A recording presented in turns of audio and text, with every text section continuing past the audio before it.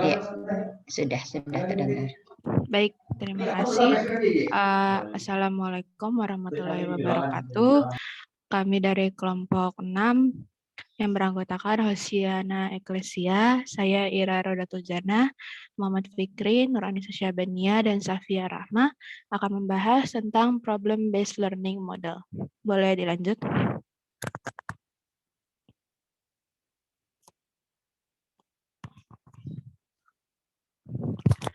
Pertama, kita akan bahas tentang pengertiannya.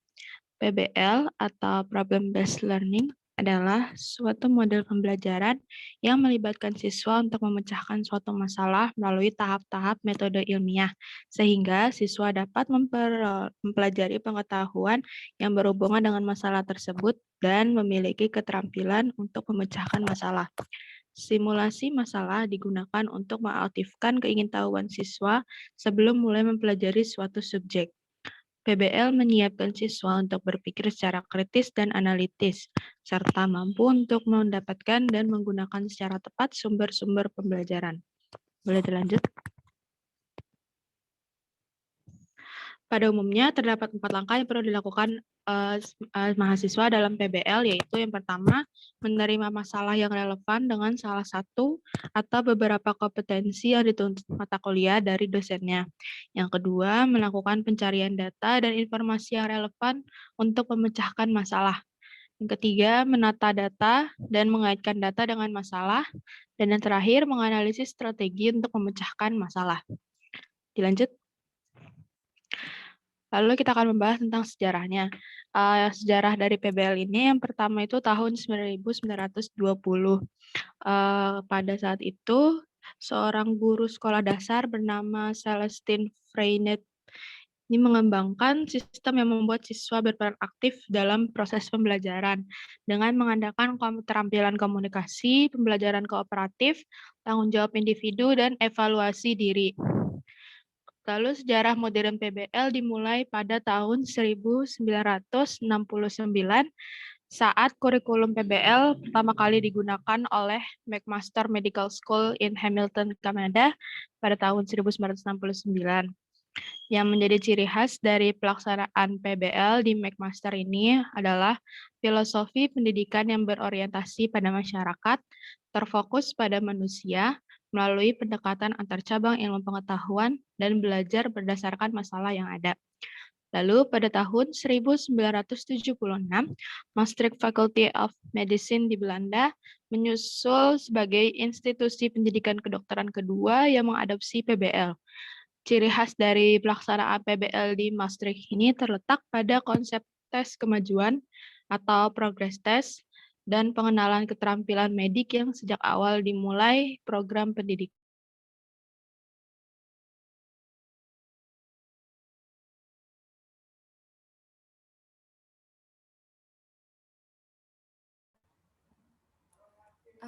Tes, apakah suara saya terdengar? Iya, sudah kedengaran tapi agak kecil. Tes. Ya, cukup. Oke. Selanjutnya adalah sintaks. Untuk melakukan model PBL ini, hal pertama yang harus dilakukan adalah pembentukan kelompok heterogen. Pembentukan kelompok heterogen ini, jadi guru membagi siswa menjadi beberapa kelompok yang beranggotakan 4-5 orang. Anggota kelompoknya ini disesuaikan dengan jumlah murid yang ada di kelas tersebut. Kelompok terdiri dari siswa yang memiliki kemampuan berpikir tinggi, sedang, dan rendah. Hal ini bertujuan agar siswa dapat saling bertukar pikiran dan pendapat. Sebelum pembentukan kelompok, guru menyampaikan tujuan pembelajaran dan aturan pembentukan kelompok. Kemudian yang kedua, pemberian konflik atau permasalahan. Pemberian konflik atau permasalahan atau suatu fenomena kepada siswa di awal pembelajaran. Jadi sebelum dilakukannya PBL, guru memberikan suatu permasalahan kepada siswa. Fenomena atau permasalahan yang diberikan sesuai dengan apa yang dibelajarkan kepada siswa. Permasalahan ini berkaitan dengan fenomena kehidupan sehari-hari yang dekat dengan siswa. Fenomena yang diberikan bisa dalam bentuk video atau cerita singkat. Nah, dalam PBL ini, fokus pembelajaran ada pada masalah yang dipilih, sehingga siswa tidak hanya mempelajari konsep-konsep yang berhubungan dengan masalah, tetapi juga metode ilmiah untuk memecahkan masalah tersebut. Next. Langkah selanjutnya adalah mengidentifikasi masalah. Siswa memilih cara-cara terbaik untuk memecahkan masalah yang sudah diberikan oleh guru. Diperlukan peran guru sebagai fasilitator untuk mengarahkan tentang pengetahuan apa yang diperlukan untuk memecahkan masalah dan apa yang harus dilakukan atau bagaimana melakukannya. Jadi tidak hanya memberikan masalah saja kepada murid, tetapi guru juga memberikan solusi atau bagaimana cara murid itu dapat memecahkan masalah tersebut. Jadi murid itu seperti ada jalan gitu untuk mengetahui bagaimana masalah tersebut bisa diselesaikan. Selanjutnya adalah penyelesaian masalah. Nah, setelah siswa memilih cara atau strategi terbaik mereka untuk menyelesaikan masalah, pada fase ini mereka siap menggunakan strategi tersebut. Murid mulai melakukan penyelidikan atau mengumpulkan data, berhipotesis, dan penjelasan dalam memberikan pemecahan masalah. Next. Selanjutnya ada penyajian hasil. Penyajian hasil ini dapat dilakukan dengan melakukan presentasi. Presentasi ini dapat disertai dengan laporan tertulis atau menggunakan sajian multimedia seperti PowerPoint. Penyajian hasil ini sangat dipengaruhi dengan tingkat berpikir siswa. Kelompok yang tidak presentasi dapat memberikan komentar atau menyampaikan pertanyaan apabila belum jelas mengenai materi yang disampaikan. Peran guru di sini adalah mendorong siswa agar lebih aktif dalam menyampaikan pendapatnya.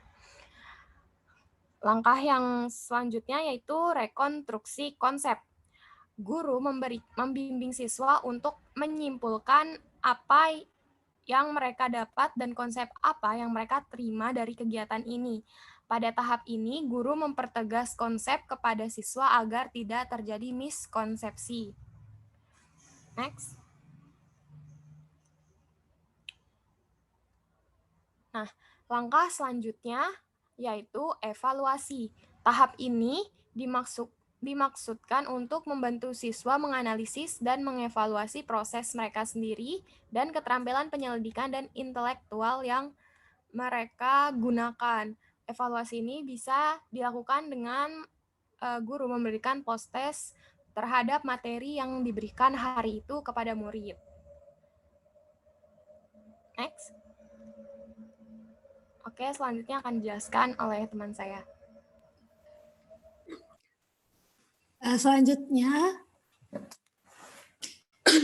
Selanjutnya sistem sosial. Sistem sosial ini mengatur bagaimana guru dan siswa dapat berinteraksi agar model pembelajaran ini dapat terlaksana dengan baik. Pada model pembelajaran problem-based learning, guru berperan sebagai fasilitator dalam proses pembelajaran yang bertugas untuk mengarahkan siswa agar mampu belajar untuk mencapai tujuan pembelajaran. Sedangkan siswa akan diminta untuk menyusun pemahaman mereka sendiri melalui pembelajaran yang dilakukan. Sistem sosial yang dapat dilakukan itu meliputi yang pertama, memberikan pengarahan kepada siswa mengenai materi yang akan dibahas. Yang kedua, penggunaan modul pembelajaran yang telah dibuat untuk membantu siswa dalam belajar. Dan yang ketiga, memberikan kebebasan bagi siswa untuk menyusun pemahaman mereka terhadap materi.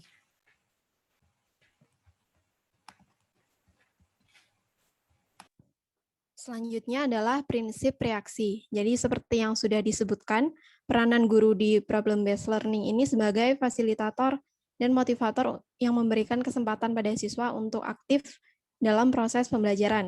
Nah, untuk reaksi atau prinsip reaksi yang dapat diberikan itu seperti cara guru memperhatikan dan merespon pertanyaan dari siswa, kemudian berhubungan dengan cara siswa belajar dan memahami proses pembelajaran, seperti mengajukan pendapat dan pertanyaan. Boleh di next.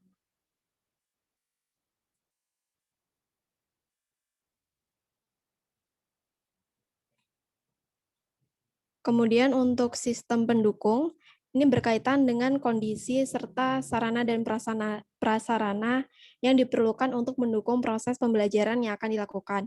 Nah, untuk menampilkan materi maupun permasalahan yang baru, guru dapat menampilkan dengan buku, kemudian alat eksperimen, infokus, papan tulis, dan juga lembar kerja siswa sebagai pendukung untuk penilaian. Boleh di next.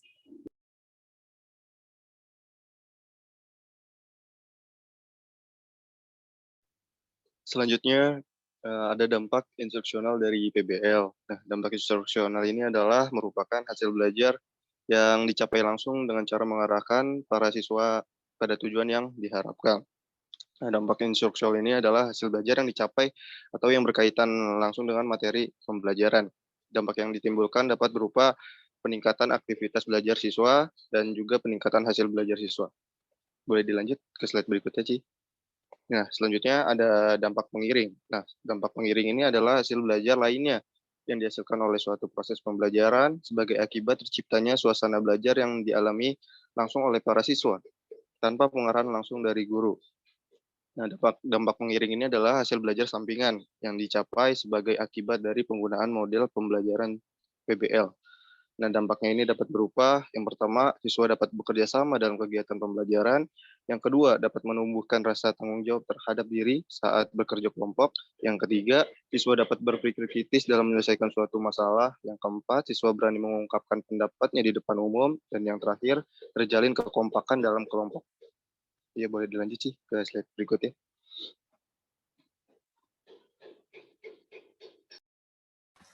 Selanjutnya, untuk kelebihan dari model pembelajaran problem-based learning ini, yang pertama, membuat pelajarannya menjadi bermakna karena dia berhubungan dengan kehidupan siswa itu sendiri, kemudian dapat mengembangkan motivasi belajar siswa. Yang ketiga, mampu mendorong terjadinya pembelajaran kolaboratif karena dia dikerjakan dalam bentuk kelompok. Yang keempat, mendorong siswa untuk mampu berpikir tingkat tinggi ataupun high order thinking skill. Yang keempat, dia mengoptimalkan kemampuan metakognisi siswa. Dan yang kelima, mendorong siswa belajar lebih aktif. Sedangkan untuk kekurangan dalam penerapan model pembelajaran problem-based learning, yang pertama, siswa yang terbiasa memperoleh informasi dari gurunya akan kurang nyaman dengan belajar sendiri. Yang kedua, siswa akan enggan belajar karena menganggap permasalahan itu sulit untuk dipecahkan.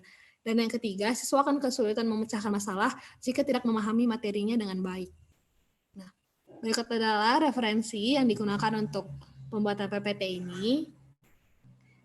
Sekian dari kelompok kami. Terima kasih.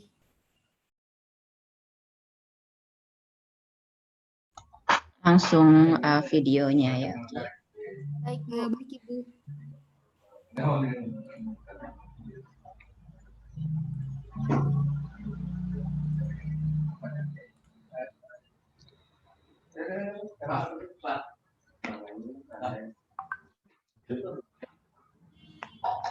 Apakah sudah terlihat? Sudah, Nur.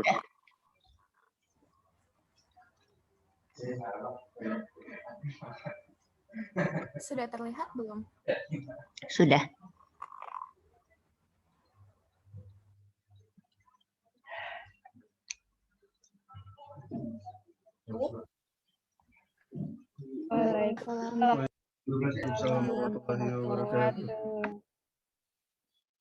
Selamat pagi murid. Bagaimana kabar kalian hari ini?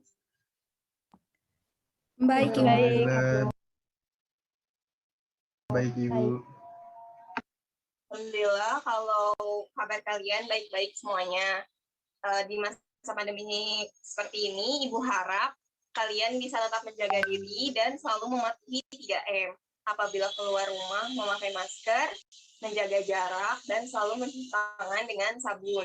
Jangan dibawa pusing pembelajaran biologi kita 1 tahun ke depan. Kita akan enjoy aja. Dan kalian juga harus refreshing, bisa melakukan olahraga di rumah atau melakukan hobi kalian masing-masing. Oke, sebelum kita mulai pembelajaran kita hari ini, Ibu akan absen kalian terlebih dahulu ya. Ira Raudatul, Hadir, Bu. Hosiana Eklesia, Saya, Bu. Muhammad Fikri, Hadir Ibu. dan yang terakhir Safia Rahma. Hadir, Bu. Oke, semuanya hadir ya. Baik, sebelum kita mulai, ada alangkah baiknya kita berdoa terlebih dahulu. Boleh salah satu dari kalian memimpin doa. Saya aja Bu yang mimpin. Baik, teman-teman, sebelum kita memulai kegiatan pembelajaran kita pada hari ini, alangkah baiknya kita menyisihkan waktu kita sejenak untuk berdoa. Berdoa menurut kepercayaan dan agama masing-masing dimulai.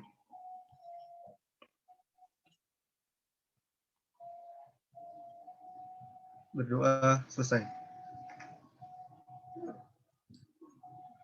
Baik anak-anak, hari ini adalah pertemuan pertama di kelas 12 dengan mata pelajaran biologi. Hari ini kita akan belajar tentang pertumbuhan dan perkembangan tanaman. Nah, ada yang tahu apa itu pertumbuhan dan perkembangan tanaman? Ibu, saya izin menjawab. Menurut saya, pertumbuhan tanaman itu adalah perubahan tanaman dari biji sampai bisa menghasilkan buah. Ya, betul Ibu. sekali, Hosiana. Ada yang ingin berpendapat lagi? Saya Ibu. Boleh, Fikri. Menurut saya, pertumbuhan dan perkembangan itu adalah suatu proses pada tanaman, dari tanaman yang kecil hingga tanaman yang tinggi dan besar-besar, Ibu. Seperti itu. Baik, betul sekali Fikri. Pendapat dari Hosiana dan Fikri sudah benar dan sudah mewakili pengertian dari pertumbuhan dan perkembangan tanaman. Nah, untuk pengertian dan perbedaan dari pertumbuhan dan perkembangan tanaman, nanti kita akan mendiskusikan bersama-sama. Oke, sekarang kita akan tonton video singkat tentang pertumbuhan dan perkembangan tanaman. Dan Ibu minta kalian perhatikan video tersebut dan cobalah untuk menganalisis. Oke, Ibu akan menampilkan videonya ya. Baik, Bu.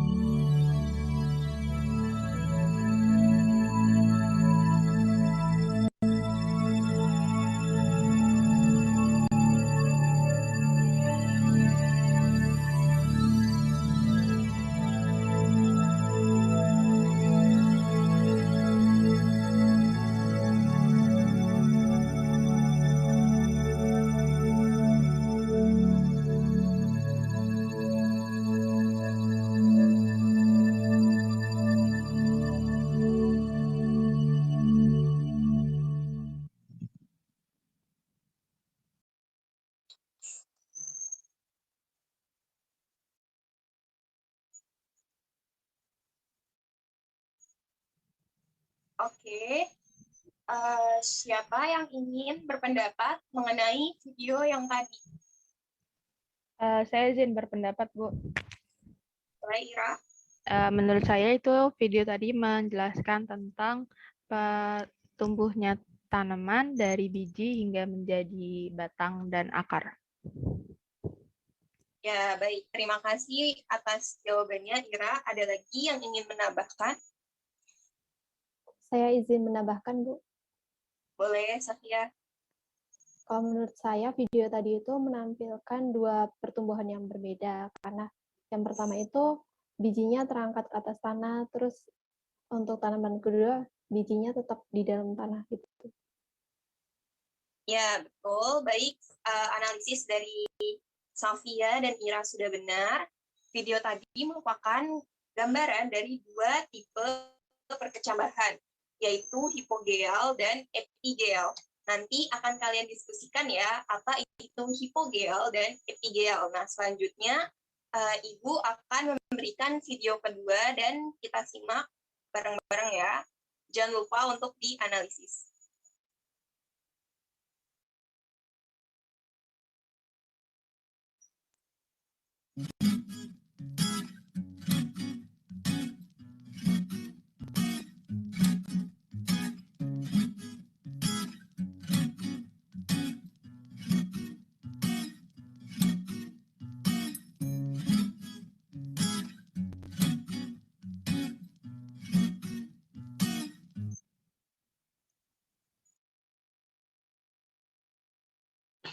Oke, baik. Siapa yang ingin berpendapat mengenai video yang kedua? Saya izin berpendapat, Bu. Boleh, Hosiana. Menurut saya dari video yang baru ditampilkan, keduanya merupakan jenis tumbuhan yang sama. Video ini menunjukkan perbedaan pertumbuhan dan perkembangan dari kedua tanaman tersebut. Ya, betul, Hosiana. Ada lagi yang ingin berpendapat? Saya Ibu izin menambahkan dari apa yang sudah disampaikan oleh Hosiana, Bu. Menurut saya dari video tersebut ditampilkan suatu perbedaan yang mana di gambar yang sebelah kanan ini menampilkan suatu tumbuhan yang terpapar secara langsung sinar matahari, sedangkan yang gambar yang sebelah kirinya tidak terpapar secara langsung, Bu. Seperti itu, Bu. Ya, benar sekali, Fikri. Analisis dari Fikri dan Hosiana sudah benar. Video tadi merupakan perbedaan dari pertumbuhan dan perkembangan pada tanaman yang dipengaruhi oleh beberapa faktor. Nah, untuk selanjutnya, Ibu akan membagi kalian menjadi dua kelompok. Kelompok pertama akan membahas mengenai pengertian pertumbuhan dan perkembangan, serta tipe dari pertumbuhan. Dan kelompok kedua akan membahas mengenai faktor yang mempengaruhi pertumbuhan dan perkembangan pada tanaman. Kalian bisa menghubungkan bahasan yang akan kalian cari dengan video yang pertama dan yang kedua yang tadi sudah Ibu tampilkan. Dan juga kalian boleh mencari melalui internet, e-book, jurnal, dan lain-lain. Oke, untuk kelompok 1, anggotanya yaitu Ira dan Hosiana. Dan untuk kelompok 2, anggotanya yaitu Fikri dan Safia. Ibu akan beri waktu 15 menit untuk menganalisis dan mencari materi yang sudah Ibu sebutkan di awal. Kemudian nanti akan kalian presentasikan. Apakah sudah jelas? Baik, Bu. Sudah jelas. Jelas, Bu. Baik, Bu, jelas. Silakan untuk mengerjakan.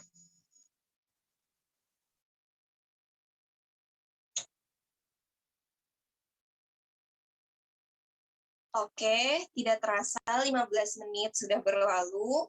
Untuk kelompok 1, apakah sudah siap untuk presentasi? Sudah, Bu. Sudah, Ibu. Untuk kelompok 1 memaparkan apa yang tadi sudah dicari. Baik, Ibu. Saya izin share screen, Ibu.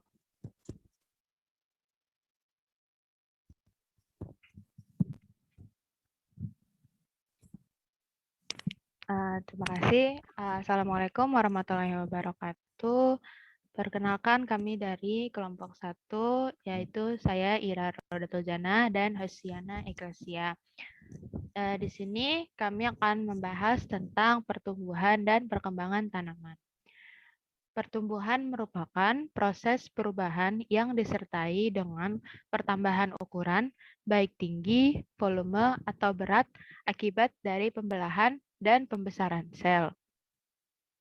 Pertumbuhan memiliki sifat kuantitatif, karena bisa dilihat dan diukur menggunakan alat ukur. Pertumbuhan juga memiliki sifat yang tidak dapat kembali seperti semula atau irreversible dan tetap. Contoh pertumbuhan pada tumbuhan adalah pertambahan tinggi pada batang. Boleh dilanjut ke perkembangan. Perkembangan ini merupakan perubahan bentuk atau tipe sel menjadi lebih spesifik atau terspesialisasi atau diferensiasi, dan proses menuju kedewasaan akibat adanya perubahan struktur dan fungsi sel, termasuk pembentukan jaringan dan organ atau morfogenesis. Perkembangan tidak dapat diukur menggunakan alat tertentu, sehingga perkembangan ini sifatnya kualitatif. Contohnya adalah munculnya alat perkembangbiakan pada tumbuhan, yaitu bunga. Selanjutnya akan dijelaskan oleh Hosiana. Nah, selanjutnya mengenai perkecambahan. Nah, sebuah biji dapat hidup ataupun tumbuh dimulai dengan proses yang dinamakan dengan imbibisi. Imbibisi adalah proses masuknya air ke dalam biji. Dengan masuknya air ke dalam biji, maka hormon giberelin akan aktif. Nah, hormon ini kemudian akan mengaktifkan enzim hidrolisis, yaitu amilase, protease, dan lipase. Enzim tersebut bekerja untuk memecah cadangan makanan yang ada di dalam biji, sehingga biji mempunyai energi untuk membuka dan memulai proses hidup tanaman, yaitu perkecambahan. Kotiledon adalah cadangan makanan yang awalnya berbentuk biji. Selain kotiledon, ada akar yang berfungsi menyerap air dan unsur hara dan membuat tanaman berdiri kokoh. Boleh di next.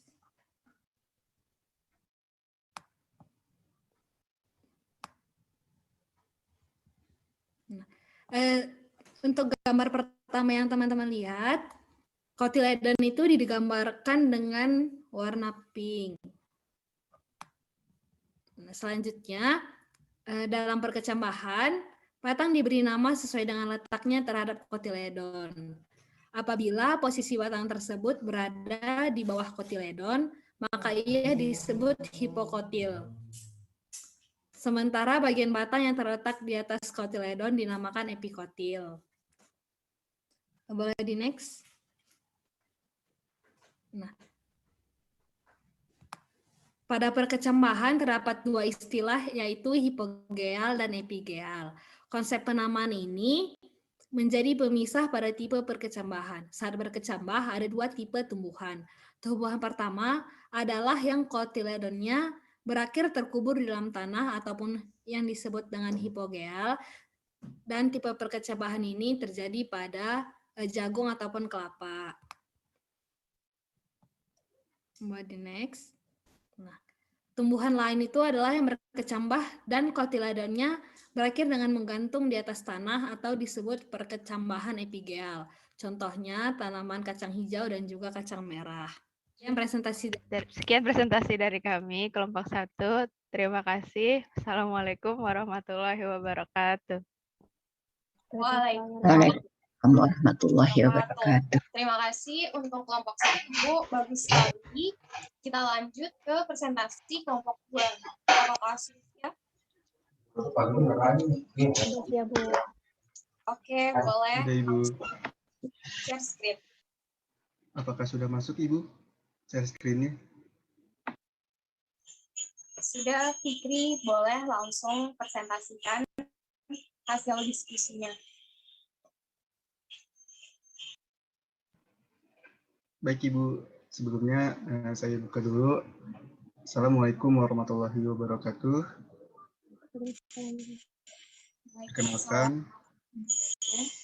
Perkenalkan, kami dari kelompok 2 yang terdiri dari saya sendiri, Muhammad Fikri, dari kelas pendidikan biologi 2019, dan teman saya ada Safia. Nah, pada kesempatan kali ini, kelompok kami akan membahas mengenai faktor-faktor yang terdapat pada pertumbuhan dan perkembangan tumbuhan. Nah, faktor ini terdiri dari dua faktor. Ada faktor secara eksternal dan ada faktor secara internal. Yang pertama kita bahas terlebih dahulu faktor eksternal. Nah, di faktor eksternal ini ada beberapa faktor yang mempengaruhi. Nah, yang pertama ada faktor nutrisi. Nah, nutrisi yang diserap oleh makhluk hidup tentunya pasti akan diproses oleh tubuh sebagai suatu senyawa yang amat dibutuhkan oleh tubuh. Tanpa adanya nutrisi yang masuk ke dalam tubuh, maka proses tubuh pun akan terhambat. Nah, apabila proses tubuh terhambat, pertumbuhan maupun perkembangan akan terganggu, bahkan bisa mengalami stagnan atau tidak mengalami suatu progres. Nah, yang selanjutnya ada faktor dari cahaya matahari. Nah, faktor ini yang mempengaruhi pertumbuhan maupun perkembangan pada makhluk hidup yang dipengaruhi oleh adanya sinar cahaya matahari. Seperti halnya pada tumbuhan, cahaya matahari ini sangat diperlukan untuk suatu proses fotosintesis. Sebab tanpa adanya suatu proses fotosintesis, maka pertumbuhan dan perkembangan tumbuhan akan terhambat. Dan yang terakhir, dari faktor eksternal ini ada faktor dari kondisi lingkungan. Nah, kondisi lingkungan ini terbagi menjadi beberapa aspek di sini. Nah, di sini ada faktor yang pertama ada air, yang kedua ada kelembaban, yang ketiga ini ada suhu yang akan mempengaruhi laju pertumbuhan ataupun perkembangan dan makhluk hidup. Namun tidak hanya itu, ada lagi nih faktornya, yaitu ada oksigen. Nah, kalau oksigen ini dia berfungsi untuk proses respirasi. Dan ada lagi faktornya, yaitu adalah kelembaban, yaitu adalah fungsinya berguna untuk mengatur proses perkecambahan. Lalu yang terakhir ada suhu, yang mana suhu ini yang mempengaruhi aktivitas enzim dalam tumbuhan. Nah, yang selanjutnya kita akan membahas mengenai faktor internalnya dari pertumbuhan dan perkembangan tumbuhan yang akan disampaikan oleh Safi. Selanjutnya kita akan bahas mengenai faktor internal yang mempengaruhi pertumbuhan dan perkembangan tanaman. Faktor internal ini merupakan faktor yang berasal dari dalam tubuh tumbuhan itu sendiri, yang termasuk ke dalam faktor internal antara lain gen dan hormon. Gen merupakan suatu substansi yang menurunkan sifat dari induk ke keturunannya. Dalam tumbuhan, gen dapat mengatur keadaan fisik maupun non-fisik tumbuhan. Kalau fisik, contohnya itu warna bunga, sedangkan kalau non-fisik, contohnya rasa buah. Kemudian faktor internal lainnya ada hormon. Di dalam tubuh tumbuhan, hormon memiliki andil yang cukup besar.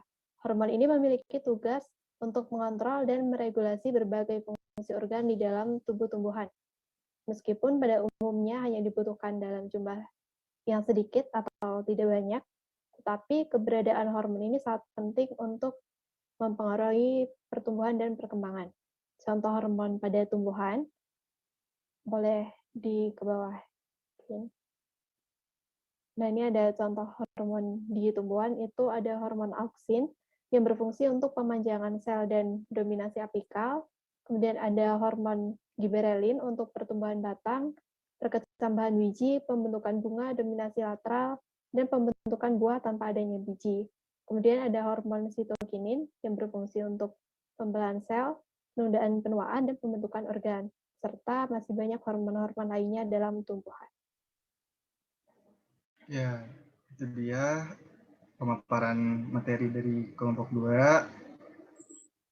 Saya akhiri. Akhirul kalam. Wassalamualaikum warahmatullahi wabarakatuh. Waalaikumsalam warahmatullahi wabarakatuh. Terima kasih untuk Fikri dan Safia yang sudah memaparkan hasil diskusinya. Bagus sekali. Nah, menurut Ibu, paparan hasil diskusi dari kelompok 1 dan kelompok 2 sudah cukup lengkap. Apakah masih ada yang ingin ditanyakan? Saya izin bertanya, Bu, untuk kelompok 1. Boleh, Safia, silakan. Sebelumnya mungkin untuk Fikri boleh di stop share screen-nya. Ya. Baik, tadi di kelompok 1 disebutkan bahwa pertumbuhan itu bersifat kuantitatif dan dapat diukur. Mungkin boleh disebutkan alat ukur yang dapat membantu mengukur pertumbuhan tanaman. Baik, saya akan menjawab pertanyaan dari Safia. Jadi ada alat khususnya gitu untuk mengukur tumbuhan. Namanya itu auxanometer yang terdiri dari sistem katrol. Seperti itu. Baik, terima kasih Ira atas jawabannya. Apakah ada yang ingin ditanyakan kembali? Tidak ada, Bu. Tidak ada, Bu. Oke, Saya cukup, Bu. apabila tidak ada pertanyaan lagi, setelah kalian berdiskusi dan memaparkan hasil diskusi kalian, Ibu akan memberikan post-test singkat karena tentunya kalian sudah lebih paham dengan materi biologi kita hari ini. Post-test akan dilakukan melalui Google Form yang akan Ibu kirimkan linknya sesaat lagi. Apakah kalian sudah siap? Siap, Bu. Siap, Bu. Ya, Bu. Ya. Oke. Link G-Form-nya sudah Ibu send di grup WhatsApp, silahkan dicek. Silahkan dikerjakan selama 10 menit. Baik, Bu.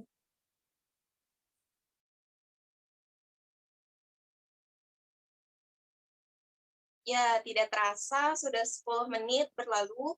Ibu akan tutup link post-testnya. Apakah sudah selesai dikerjakan post-testnya, anak-anak? Sudah, Bu. selesai. Sudah, Bu. Oke. Untuk materi kali ini, kalian sudah memaparkannya dengan bagus sekali, dan analisis kalian mengenai video pembelajaran yang kita tonton bersama tadi juga sudah bagus.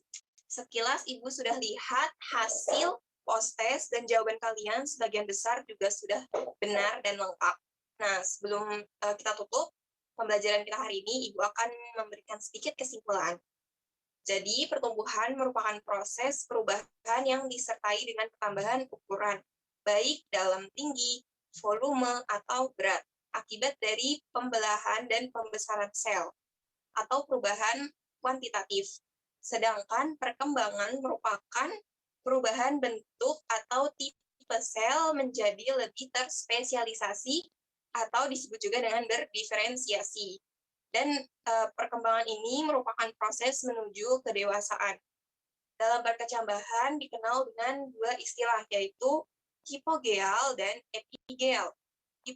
Hipogeal kotiledonia itu berakhir terkubur di dalam tanah, sedangkan epigeal kotiledonia itu akan ada menggantung di atas tanah.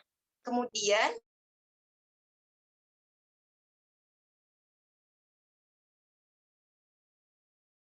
faktor internal. Faktor eksternal contohnya yaitu nutrisi, cahaya matahari, air, dan suhu. Sedangkan faktor internal contohnya adalah gen dan hormon. Oke, jadi itu kesimpulan kita untuk materi pertumbuhan dan perkembangan tanaman kita hari ini.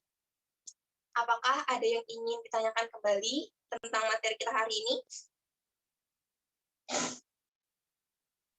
Dari saya belum ada, Bu. Tidak ada, Bu. Saya juga tidak ada, Bu. Dari saya cukup, Bu. Oke, alhamdulillah kalau sudah paham semuanya, kita akhiri saja pertemuan kita hari ini. Semoga ilmu yang sudah dipelajari dan kita dapatkan hari ini bisa dipahami dan bermanfaat bagi kita semua. Ibu tutup. Wassalamualaikum warahmatullahi wabarakatuh. Waalaikumsalam Waalaikumsalam warahmatullahi wabarakatuh. Terima kasih, Bu. Terima kasih, Bu.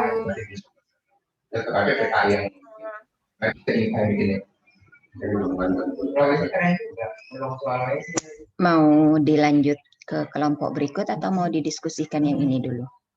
Diskusinya mau di Google Classroom aja. Halo. Halo. Ya, Bu. Diskusinya mau langsung di sini atau di Google Classroom? Mungkin di Google Classroom aja kali ya, Bu. Ya. Jadi Terus mau bisa dilanjut lanjut ke kelompok selanjutnya. Ah ya, silakan. Silakan lanjut ke kelompok berikutnya. Ya, untuk kelompok 7 bagaimana, udah siap belum? Sudah siap. Ya udah langsung di share screen aja ya, Bay. Baik. Izin share screen ya, Ibu. Ya, silakan.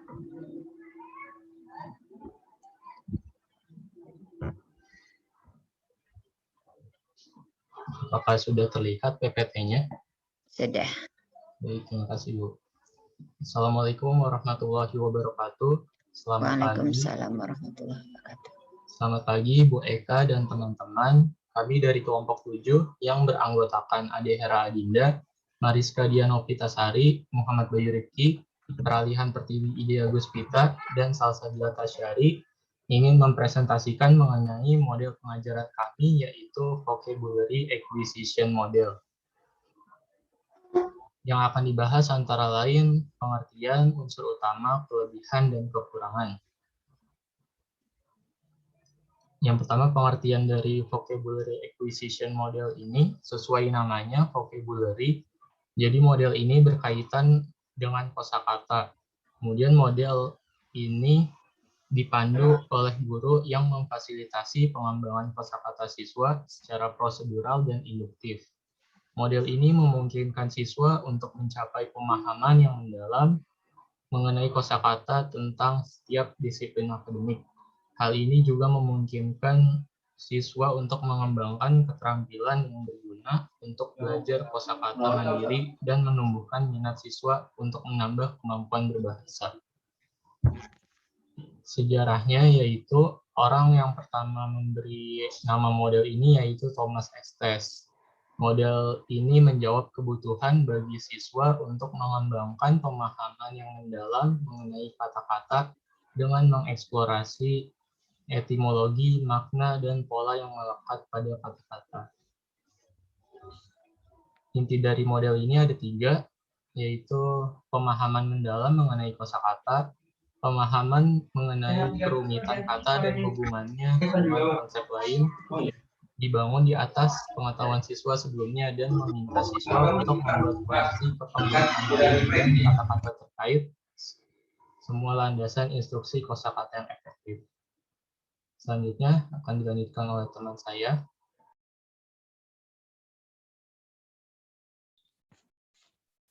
Baik, apakah suara saya terdengar? Terdengar. Baik, terima kasih. Selanjutnya unsur-unsur utama dari model Vocabulary Acquisition Model. Di next, Bayu. Yang pertama, sintaks dari model ini. Yang pertama itu ialah melakukan pretest tentang kata-kata yang penting terkait dengan materi. Jadi, pretest ini bertujuan untuk menggali pengetahuan siswa, apakah siswa sudah mengetahui tentang kata-kata tersebut. Nah, yang kedua itu menguraikan dan mendiskusikan ejaan yang ditemukan dan makna yang dihipotesiskan. Pada tahap kedua ini, siswa diarahkan untuk mencari, kemudian mendefinisikan kosakata yang dimaksud sehingga bisa berhipotesis tentang makna katanya. Kemudian yang ketiga yaitu menjelajahi pola makna. Nah, siswa ini juga dapat melakukan kolaborasi dalam membuat kalimat dengan memasukkan salah satu kosakata. Lalu yang keempat, membaca dan mempelajari kata. Nah, tahap ini itu siswa di explore supaya mereka membaca dan mempelajari kembali kata-kata yang sebelumnya dijelaskan. Kemudian yang terakhir yaitu evaluasi dan post-test. Nah, tahap ini itu untuk mengevaluasi siswa supaya apakah materi tersebut tersampaikan atau tidak. Di next. Nah, kemudian sistem sosial dari model ini berpusat pada siswa, serta mengarahkan siswa untuk lebih dalam mencari pemahaman kosakata yang disampaikan oleh gurunya. Nah, kemudian peran guru di sini yaitu sebagai fasilitator, yang mana guru dapat memfasilitasi kegiatan belajar dengan membagi kelompok serta memberikan pemahaman tentang materi. Nah, yang kedua yaitu menjadi pendorong. Nah, guru ini itu mendorong agar siswa untuk lebih eksplor dalam memahami kosakata. Di next. Baik, selanjutnya dijelaskan oleh teman saya. Terima kasih. Selanjutnya adalah prinsip reaksi. Guru mengarahkan siswa untuk mengeksplorasi definisi dari kata yang telah ditentukan. Lalu, guru membantu siswa mengingat pengetahuan sebelumnya yang dimiliki dan meminta siswa untuk membuat koneksi ke penggunaan lain dari kata-kata tersebut. Lalu, guru memberikan pemahaman mendalam tentang kosakata tersebut. Selanjutnya adalah sistem pendukung, yaitu ada kamus online, rekaman online, lalu ada video digital, website etimologi, dan morfologi kata. Selanjutnya adalah efek dari model ini. Yang pertama adalah dampak instruksional, yaitu menambah pemahaman siswa mengenai kosakata, lalu melatih siswa untuk menggunakan kosakata tersebut, dan melatih penggunaan siswa terkait keterampilan berbicara, mendengar, menulis, dan membaca. Lalu ada dampak pengiring. Yang pertama adalah melatih siswa untuk aktif berpendapat di kelas, lalu melatih siswa untuk dapat menggunakan fitur-fitur pembelajaran mengenai bahasa Latin. Selanjutnya,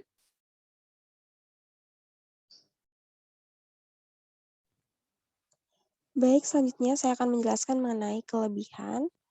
Yang pertama yaitu menambah kosakata tentu dari peserta didiknya itu. Nah, dengan menambah kosakata ini, pengajaran kosakata memainkan peran penting dalam penguasaan bahasa karena penguasaan kosakata ini akan membantu siswa menguasai semua keterampilan bahasa yang meliputi berbicara, mendengarkan, menulis, dan membaca. Yang kedua, mendorong siswa untuk menjadi pembelajar kata yang mandiri. Ketiga, melatih keterampilan siswa untuk memilih penggunaan kata yang relevan dalam suatu teks. Dan yang terakhir adalah menambah pengetahuan siswa mengenai konsep dari kosakata.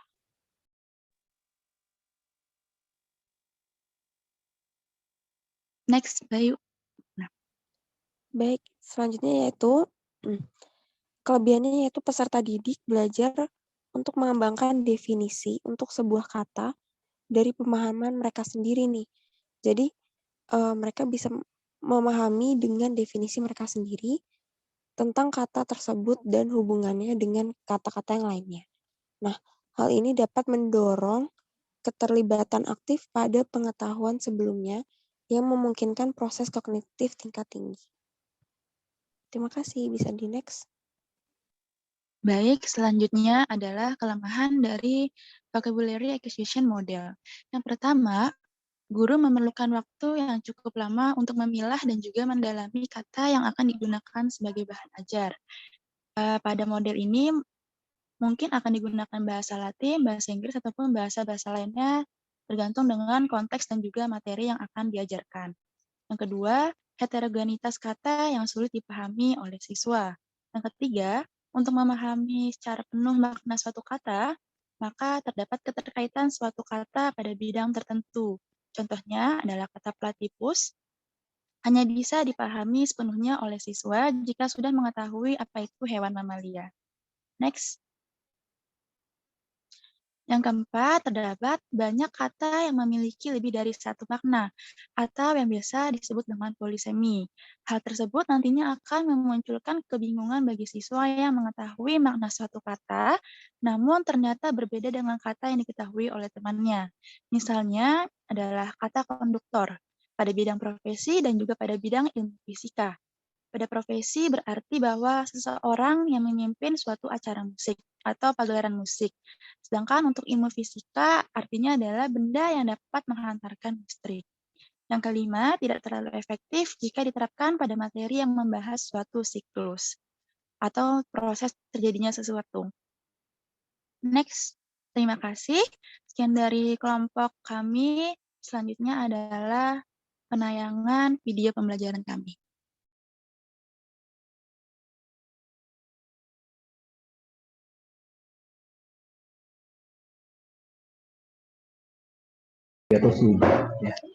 Langsung ke videonya.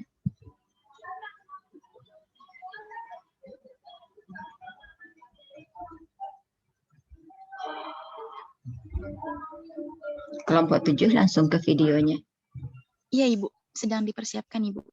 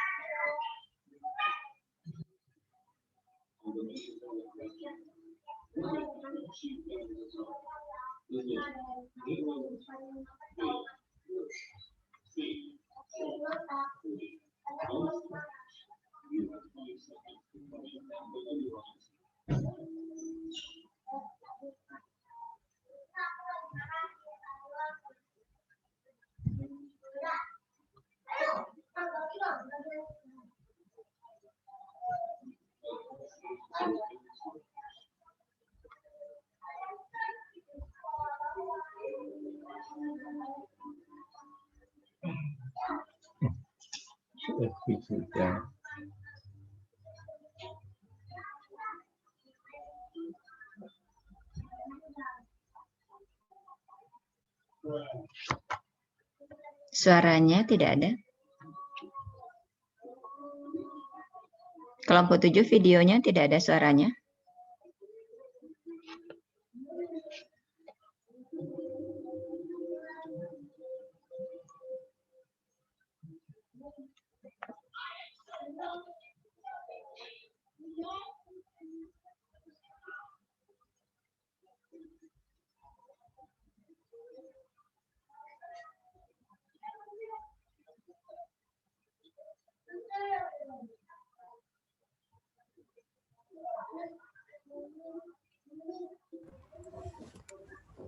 Butuh bantuan untuk share screen nggak kelompok 7? Iya, Nur sama Yodel sedang dicoba. Terima kasih, Nur. Oke.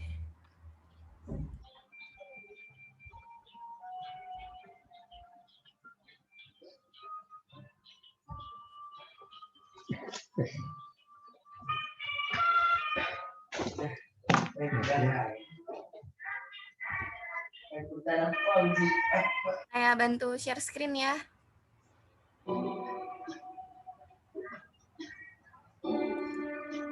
Ya, ini mama lagi ngajar.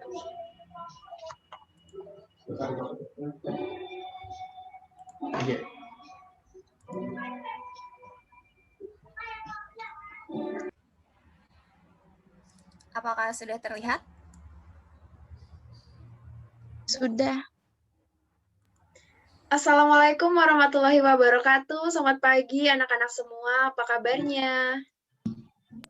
Selamat pagi, Ibu. Selamat pagi, Bu. Selamat pagi, Bu. Baik, Bu. Baik, Bu. Baik, untuk memulai pelajaran hari ini, alangkah baiknya jika kita berdoa terlebih dahulu ya. Berdoa menurut agama dan kepercayaan masing-masing dimulai.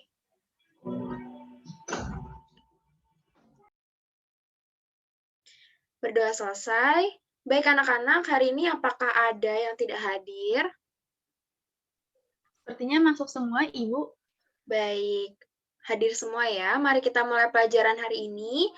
Nah, pada pertemuan minggu lalu kita mempelajari terkait ruang lingkup biologi. Minggu ini kita akan mempelajari mengenai ekosistem. Hubungan timbal balik antara makhluk hidup dengan makhluk hidup lainnya, serta dengan benda tak hidup di lingkungannya. Nah, setiap makhluk hidup ini yang hidup di suatu lingkungan akan berinteraksi dengan lingkungannya. Nah, interaksi ini terjadi baik dengan makhluk hidup maupun dengan benda yang di sekitarnya. Makhluk hidup dan lingkungan fisiknya selalu saling berkaitan dan tidak ada yang dipisahkan satu sama lainnya. Nah, dengan interaksi terus-menerus ini, hubungan yang terjadi ini, maka antara komunitas dan makhluk hidup dapat menimbulkan satu kesatuan kehidupan yang disebut dengan ekosistem. Baik anak-anak, sekarang Ibu akan share screen ya. Apakah sudah terlihat? lihat, Bu. Baik. Nah, anak-anak kira-kira sudah pernah mendengar kata-kata ini belum ya? Ada yang mau mencoba untuk mengucapkannya? Jangan Saya, takut salah anak-anak. Bayu, Oh ya. mau Baik, mencoba, Bu. silakan Bayu. Preda bukan, Bu? Oke, baik. Terima kasih Bayu sudah mencoba. Nanti kita akan bahas ya selanjutnya. Sekarang ada yang pernah mendengar kata-kata ini belum? Ada yang mau berani mengucapkan? Bagaimana kira-kira ya pengucapannya ya? Populus bukan? Wah, bagus sekali. Terima kasih Mariska. Baik, selanjutnya. Untuk kata ini, kira-kira ada yang pernah mendengar dan bagaimana ya pengucapannya ya? Izin menjawab, Ibu. Iya, silakan. Apakah benar pengucapannya Hamita ya, Ibu? Sudah baik. Tapi nanti kita cek lagi ya, kita bahas lagi ya. Oke, selanjutnya.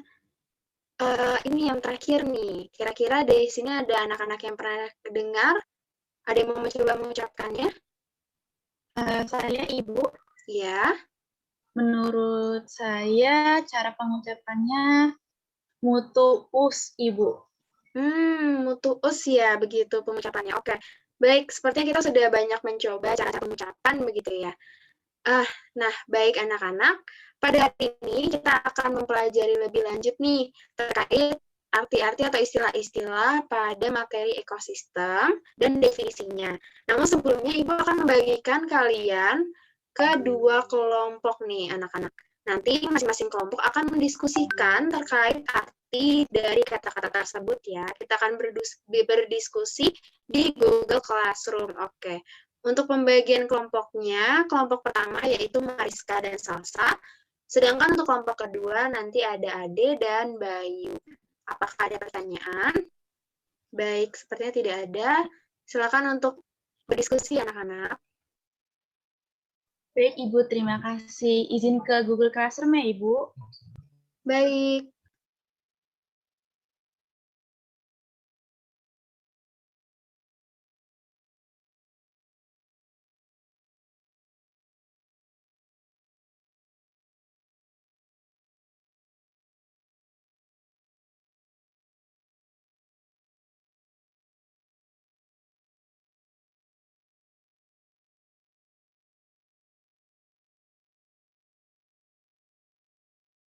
Baik, anak-anak sepertinya diskusinya sudah aktif banget nih di Google Classroom. Oke, karena diskusinya sudah cukup, apakah di sini ada yang ingin mulai untuk presentasi terlebih dahulu terkait hasil dari diskusi di Google Classroom?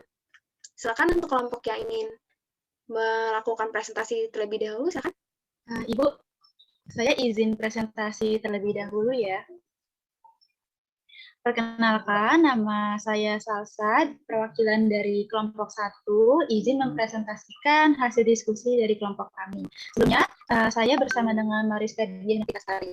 Baik, untuk hasil diskusi kami menemukan definisi, yaitu definisi populus, yang artinya kumpulan dari makhluk hidup. Selanjutnya, kami juga menemukan definisi dari habitare, yang artinya untuk hidup. Baik, Ibu, sekian dari saya. Kurang lebihnya mohon maaf. Wassalamualaikum warahmatullahi wabarakatuh. Waalaikumsalam warahmatullahi wabarakatuh. Terima kasih banyak, Salsa, atas presentasinya. Terima kasih ya untuk kelompok yang sudah berdiskusi. Baik, selanjutnya, kelompok satunya ada yang mau melakukan presentasi, dipersilakan ya. Saya izin melakukan presentasi, Bu. Saya Bayu bersama dengan Ade dari kelompok 2 izin presentasi. Jadi dari diskusi kelompok kami menemukan arti dari mutus dan preda. Mutus ini artinya saling dan preda artinya mangsa. Seperti itu, Bu. Baik, terima kasih banyak kelompok 1 dan kelompok 2 yang sudah melakukan presentasi. Baik, selanjutnya kira-kira dari kelompok 1 dan kelompok 2, apakah ada nih yang mau memberikan contoh dalam bentuk kalimat dari kata-kata yang sudah ditemukan sebelumnya? Ibu, saya Salsa izin berpendapat lagi, Ibu. Iya, silakan Salsa. Menurut saya, contoh penggunaan kata populus, yaitu populus hewan yang dilindungi semakin menunjukkan jumlah yang mengkhawatirkan. Seperti itu, Ibu. Baik, terima kasih banyak Salsa atas contoh dari kalimatnya. Ada lagi yang ingin memberikan contoh? Saya Bayu izin memberikan contoh, Bu. Ya, silakan Bayu. Contohnya yaitu kelompok bakteri ini biasanya bersimbiosis dengan tanaman kacang-kacangan dan kolong untuk membentuk suatu mutus. Seperti itu, Bu. Sangat baik. Terima kasih Salsa dan Bayu atas contoh kalimatnya. Nah, terima kasih banyak kelompok 1 dan kelompok 2 karena sudah melakukan presentasi dengan sangat baik. Mungkin tanggapan dari Ibu sudah cukup bagus ya. Kalian buat, walaupun hanya diberi waktu yang sangat singkat, mungkin saran dari Ibu, kalian bisa menambahkan lagi beberapa kalimat yang sudah kalian buat agar lebih bisa dipahami dengan makna dari kata tersebut. Nah, sekarang Ibu akan memberikan kalian untuk mengasah kreativitas nih. Kalian dapat mengeksplor kata-kata tersebut dalam sebuah karya berupa pantun maupun puisi. Baik, untuk masing-masing kelompok diberikan waktu ya, sekitar 10 menit untuk berdiskusi di Google Classroom untuk membuat pantun maupun puisi. Silakan anak-anak.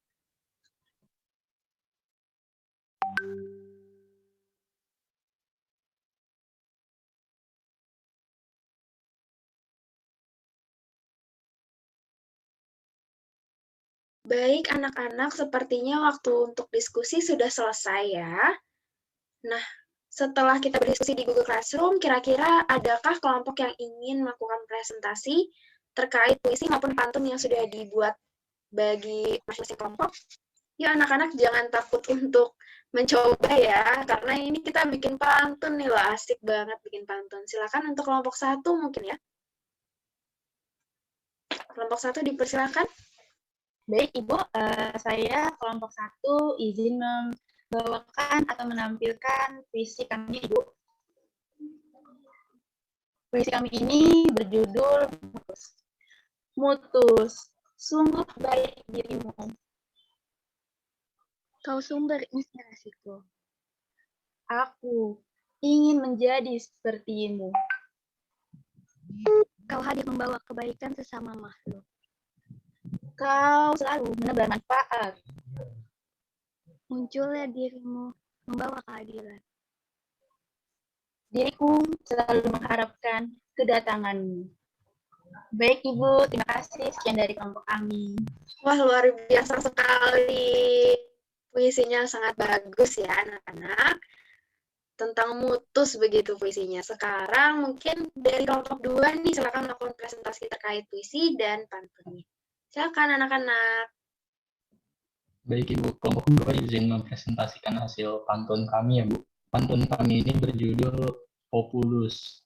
Ada air di tepi ladang. Ada ikan di dalam kolam. Yuk kita ke sana bareng-bareng, main air di Populus ikan nilam. Terima kasih, Ibu. Wah, baik. Terima kasih. Pantunnya sangat bagus ya, kelompok 2. Nah, terima kasih atas puisi dan pantun dari anak-anak. Terkait ekosistem juga. Nah, tadi kan kita sudah membuat pantun dan puisi. Sekarang Ibu minta kalian untuk mengerjakan poster ya. Berikut nih, Ibu kasih untuk linknya ya anak-anak. Nah, sudah ya, sudah dibuka ya. Silakan kalian isi dengan seksama, ada 5 soal. Waktunya Ibu berikan 15 menit. Dilarang untuk meninggalkan Zoom ini ya. Selamat mengerjakan anak-anak.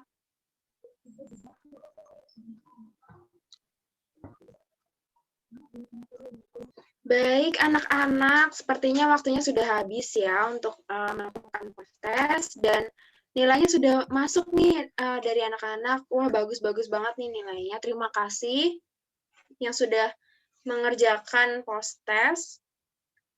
Baik, wah sudah bagus banget nih nilainya. Nah, sekarang mungkin Ibu akan memberikan evaluasi terkait pembelajaran kita pada hari ini ya. Hari ini kita mempelajari beberapa kata nih anak-anak. Oke, yang pertama yaitu kata habitare. Itu artinya habitat ya anak-anak. Mungkin kita coba untuk mengucapkan bareng-bareng ya. Bagaimana? Oke, kita coba untuk mengucapkan bersama-sama ya. Yang pertama adalah arbitrare, yang artinya habitat. Silakan. Arbitrare. Baik, oke. Selanjutnya kita mencoba mengucapkan kata yang lain ya. Selanjutnya adalah mutus. Mutus. Iya, betul banget. Yang artinya penukaran atau merupakan bentuk interaksi yang menyebabkan kedua spesies sama-sama mendapatkan keuntungan.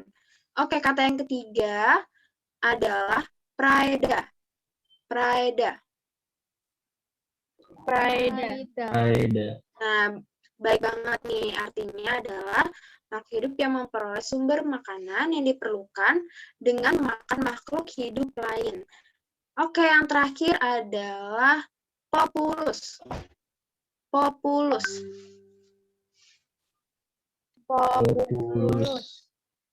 Oke, populus ini berasal dari bahasa Latin yang artinya rakyat atau populasi. Terima kasih anak-anak. Wah, udah bagus banget nih dari segi pengucapan ya. Sudah bagus. Baik. Nah, setelah kita mencoba mengucapkan, sepertinya Ibu rasa cukup ya pembelajaran untuk hari ini. Ibu cukupkan pertemuan pada hari ini. Semoga bisa mempelajari banyak kata-kata baru, kosakata baru ya anak-anak. Kurang lebihnya Ibu mohon maaf. Selamat pagi anak-anak. Wassalamualaikum warahmatullahi wabarakatuh. Waalaikumsalam warahmatullahi wabarakatuh. Terima kasih banyak, Ibu. Terima kasih, Ibu. Ternyata dulu di sini ada stasiun kabel, karena stasiun awal itu adalah stasiun paling akhir. Baik, mau dilanjutkan satu kelompok lagi? Tinggal satu kelompok kan? Iya, Ibu, tinggal satu kelompok lagi. Siap nggak kelompok 8-nya?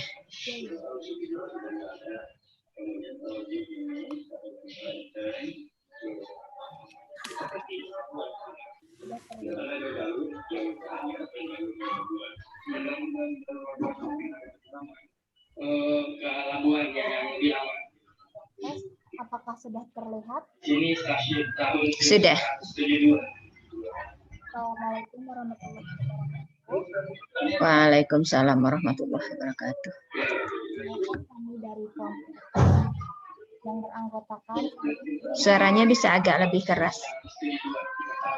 Sudah terdengar jelas? Ya, sudah.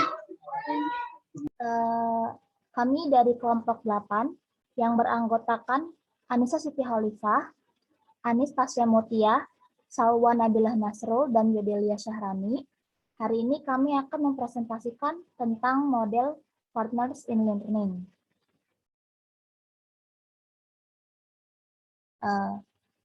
Pokok bahasan yang akan kita bahas kali ini ada pengertian, sejarah, unsur utama, kelebihan dan kekurangan, lalu yang kelima nanti akan kita tampilkan video penerapannya. Yang pertama ada pengertian dari model Partners in Learning. Partners in Learning adalah cara tukar pikiran antara dua orang atau lebih dalam kelompok-kelompok kecil yang direncanakan untuk mencapai tujuan tertentu. Partner in Learning juga bisa disebut suatu proses kerjasama yang dilakukan oleh baik antar individu maupun antar kelompok yang saling penuh perhatian dan penghargaan sesama anggota untuk mencapai tujuan bersama. Pembelajaran Partner in Learning merupakan sistem pengajaran yang memberi kesempatan kepada peserta didik untuk bekerja sama dengan sesamanya dalam tugas-tugas yang terstruktur. Pembelajaran ini juga dikenal dengan pembelajaran secara berkelompok kecil.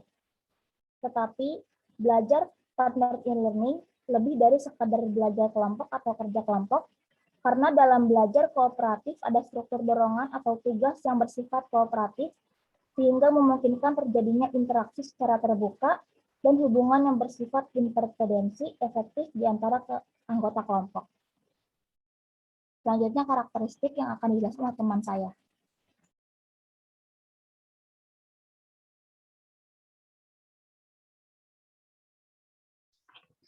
Selanjutnya di sini ada karakteristik dari model pembelajaran partner in learning yang memungkinkan semua siswa dapat menguasai materi pada tingkat penguasaan yang relatif sama atau sejajar. Di antaranya yang pertama, siswa bekerja dalam kelompok kecil yang terdiri dari 2 sampai 5 orang. Lalu yang kedua, anggota kelompok diatur terdiri dari siswa yang berkemampuan rendah, sedang, dan tinggi. Dan yang ketiga, sistem penghargaan pada model ini berorientasi kepada kelompok daripada individu. Next. Selanjutnya kita akan masuk ke sejarah.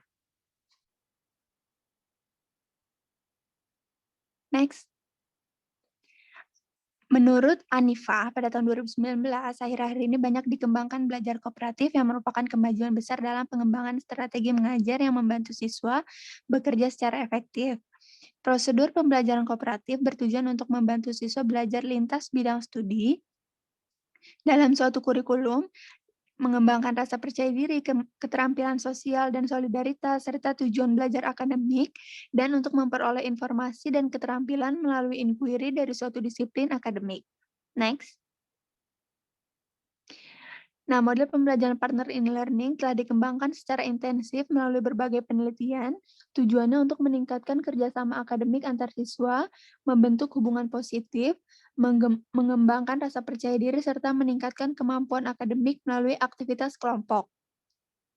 Dalam model partner in learning, terdapat saling ketergantungan positif di antara siswa untuk mencapai tujuan pembelajaran. Setiap siswa ini mempunyai kesempatan yang sama untuk sukses. Aktivitas belajar berpusat pada siswa dalam bentuk diskusi, mengerjakan tugas bersama, saling membantu, dan saling mendukung dalam memecahkan masalah. Melalui interaksi belajar yang efektif, diharapkan siswa lebih termotivasi, percaya diri, mampu menggunakan strategi berpikir, serta mampu membangun hubungan interpersonal. Nah, pembelajaran partner in learning ini merupakan sistem pengajaran yang memberi kesempatan kepada anak didik untuk bekerja sama dengan sesama siswa dalam tugas-tugas yang terstruktur. Pembelajaran partner in learning dikenal dengan pembelajaran secara berkelompok kecil. Tetapi belajar partner in learning lebih dari sekedar belajar kelompok atau kerja kelompok, karena dalam belajar kooperatif ada struktur dorongan atau tugas yang bersifat kooperatif sehingga memungkinkan terjadinya interaksi secara terbuka dan hubungan yang bersifat interdependensi efektif di antara anggota kelompok. Ini bisa di next aja, Cuneng. Selanjutnya unsur utama akan dijelaskan oleh teman saya. Baik, selanjutnya ada unsur utama. 5 unsur partner in learning ini ada 5. Yang pertama ada saling ketergantungan positif. Yang kedua tanggung jawab perseorangan. Yang ketiga tatap muka. Yang keempat komunikasi antar anggota. Dan yang kelima evaluasi proses kelompok. Next.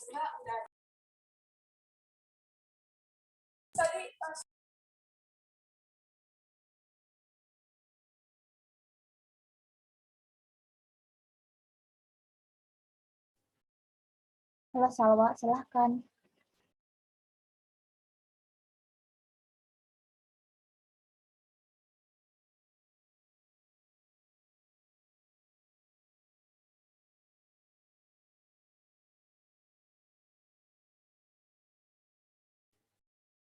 Salwa. Mohon maaf. Yang pertama ada sintaks partners in learning. Ada tahap persiapan. Di tahap persiapan ini, yang pertama merumuskan tujuan pembelajaran, yang kedua merumuskan permasalahan dengan jelas dan ringkas, yang ketiga mempertimbangkan karakteristik anak dengan baik dan benar, yang keempat menyiapkan kerangka yang didiskusikan, dan yang kelima menyiapkan fasilitas. Kemudian ada tahap pelaksanaan. Di tahap pelaksanaan yang pertama ada menyampaikan tujuan pembelajaran, yang kedua menyampaikan pokok-pokok akan didiskusikan, yang ketiga mengatur kelompok diskusi, dan yang keempat melakukan diskusi. Kemudian tahap penutup yaitu memberikan kesempatan kepada setiap kelompok untuk melaporkan hasil diskusinya untuk menanggapi kelompok lain. Yang kedua memberikan umpan balik, dan yang ketiga menyimpulkan hasil diskusi.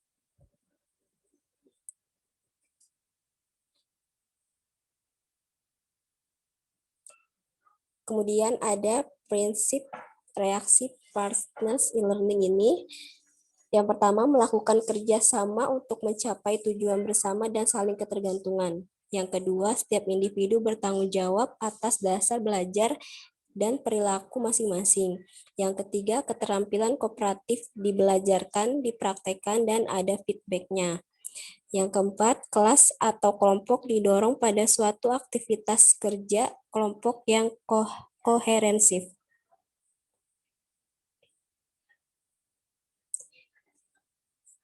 Kemudian ada sistem pendukung. Di sistem pendukung ini, untuk model partner e-learning ini haruslah ekstensif dan responsif kepada kebutuhan siswa. Sistem pendukung lainnya adalah kerjasama antar satu siswa dengan yang lainnya. Tanpa kerjasama, tidak akan ada individu, keluarga, organisasi, bahkan sekolah. Guru harus memiliki kemampuan dalam bidang teknologi, seperti membuat Google Form untuk tes, bahkan absen sekalipun. Selain siswa, guru juga didukung atau didorong untuk melacak atau menghubungi sumber-sumber di luar sekolah. Kemudian ada sistem sosial partners e-learning.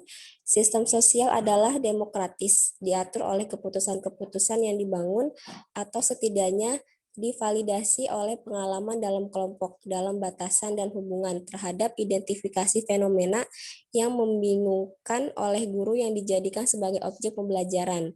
Guru dan siswa memiliki status yang sama, namun dengan peran yang berbeda. Kemudian selanjutnya akan dijelaskan oleh teman saya. Baik, tes apakah suara saya terdengar? Terdengar, Yodel. Selanjutnya, saya akan membahas mengenai kelebihan dan kekurangan dari partner in learning ini.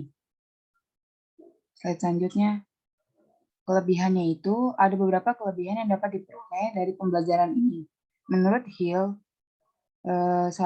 berikut merupakan kelebihan dari partner in learning. Yang pertama itu ada prestasi belajar lebih tinggi atau meningkat. Yang kedua, pemahaman lebih mendalam. Terus yang ketiga, belajar secara inklusif. Yang keempat, pemahaman lebih mendalam, terus meningkatkan sikap positif, merasa saling memiliki, belajar lebih menyenangkan, meningkatkan harga diri, mengembangkan keterampilan masa depan. Kegiatan pembelajaran partner ini diarahkan untuk menanamkan kebiasaan-kebiasaan untuk memahami apa yang dipelajari. Sikap ingin melakukan sesuatu dan keterampilan bagaimana melakukan sesuatu. Hal ini sejalan dengan pandangan menurut Covey dalam Metzger dan Wordsworth tahun 2000, yang menyatakan bahwa sikap ini mencakup tiga hal, yaitu ada pengetahuan, lalu ada sikap, dan yang terakhir itu keterampilan.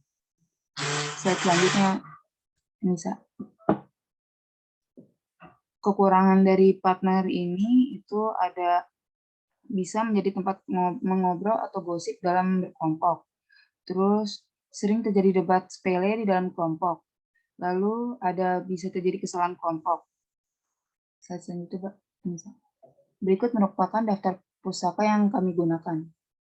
Sekian dari presentasi kelompok 8. Jika ada yang ingin bertanya, silakan memberikan pertanyaan di Google Classroom. Terima kasih. Baik, selanjutnya saya akan menampilkan video dari kelompok 8.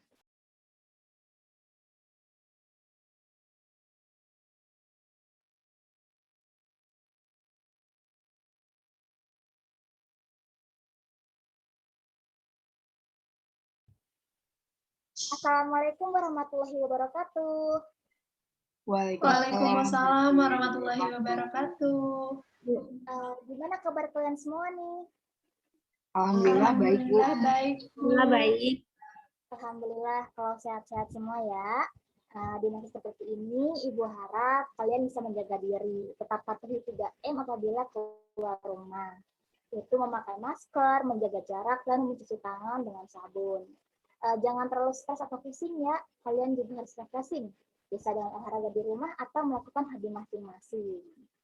Baik, Bu. Baik, Bu. Oke, baik. Kalau begitu, Ibu akan memberikan link absen di kolom chat. Mohon untuk segera diisi ya.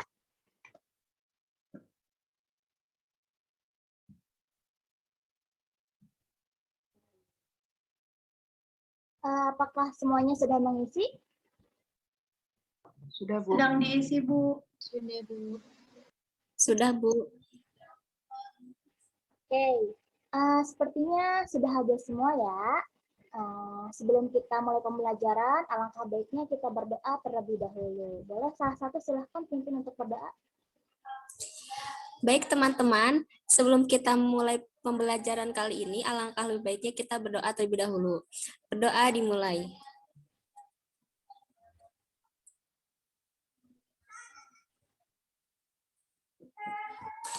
Berdoa selesai. Oke, terima kasih Salwa. Baik anak-anak, hari ini di pertemuan ketiga mata pelajaran biologi kelas 10, kita akan belajar tentang keanekaragaman hayati. Nah, ada yang tahu apa itu keanekaragaman hayati? Saya izin menjawab, Bu. Keanekaragaman hayati adalah perbedaan variasi sifat yang terdapat di antara makhluk hidup pada tingkat gen, organisme, dan ekosistem, Bu. Baik, terima kasih Anis. Ada yang ingin berpendapat lagi? Saya, Bu. Silahkan. Saya izin menjawab, Bu. Keanekaragaman hayati adalah pernyataan mengenai berbagai macam bentuk penampilan jumlah dan sifat pada tingkatan makhluk hidup, Bu. Baik, terima kasih Anis dan Yodel. Pendapat dari kalian sudah benar, sudah mewakili pengertian keanekaragaman hayati. Nah, coba perhatikan warna bola mata kalian di depan laptop. Setelah itu, lihat warna bola mata teman kalian. Apakah mereka mempunyai warna bola yang sama seperti kamu? Bu, bola mata saya dan Anis warnanya hitam. Kalau bola matanya Yodel, sepertinya warnanya kecoklatan, Bu. Nah, begitu. Nah, perbedaan ini terjadi karena adanya keanekaragaman hayati. Nah, keanekaragaman hayati adalah suatu keberagaman makhluk hidup yang didasarkan pada ciri-ciri yang dapat diketahui melalui suatu observasi atau pengamatan. Untuk lebih jelasnya lagi, nanti akan kalian diskusikan ya. Oke, pada pertemuan hari ini, kalian akan mempelajari keanekaragaman hayati melalui diskusi kelompok. Sebelum Ibu membagi kelompok, Ibu akan melakukan pretest terlebih dahulu ya dengan materi pertemuan sebelumnya. Hanya 3 soal kok, tidak banyak-banyak. Baik. Ibu akan mengirimkan tunjukannya ya. Silahkan untuk diisi dari 2 menit dari sekarang. Silahkan.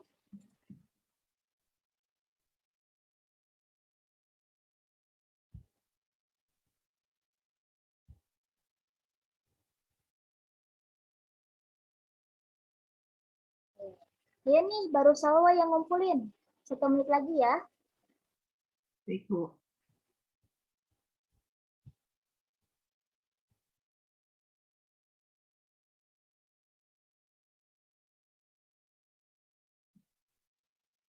Saya sudah, Bu. Baik, terima kasih Anis. Apakah semuanya sudah melakukan pretest? Sudah, Bu. Sudah, Bu. Karena semua sudah mengerjakan pretest, Ibu akan tunjuk pembagian kelompok ya. Nah, untuk akan dibagi menjadi 2 kelompok dan ada yang menjadi ketua kelompok. Ibu akan memilih ketua kelompok berdasarkan hasil nilai yang tertinggi ya. Ada Halisa dan Salwa. Nah, Halisa menjadi ketua kelompok 1 dengan Anis akan berdiskusi tentang tingkat keanekaragaman hayati.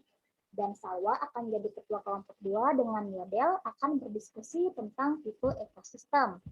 Nah, Ibu akan memberi sumber referensi untuk kalian ya, supaya dapat membuat hasil diskusi. Baik, terima kasih, Bu. Baik, terima kasih, Bu. Oke, kalian boleh mencari sumber dari referensi lainnya ya. Ibu memberikan waktu 10 menit untuk kalian berdiskusi tentang materi yang telah diberikan. Baik, Bu. Silahkan.